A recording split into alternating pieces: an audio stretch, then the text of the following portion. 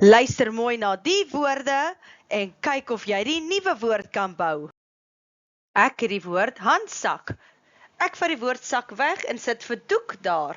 Watter nuwe woord het ek nou? Handdoek. Ek het waslap, ek vat lap weg. Ek sit goed in sy plek. Watter woord het ek nou? Wasgoed. Mooi gedoen. Ek het nou blomkool. Ek vat kool weg en sit pot in sy plek. Watter woord het ek nou? Blompot. Ek het die woord springbok. Ek vat bok weg en sit tou in sy plek. Watter woord het ons nou? Springtou. Julle doen so goed.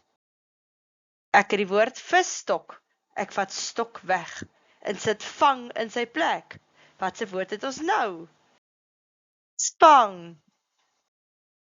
Ek het die woord boomstam.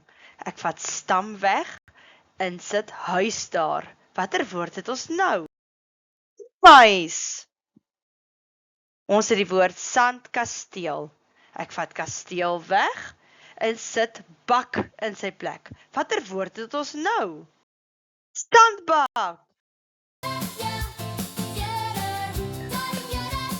Goeie werk. Goeie werk.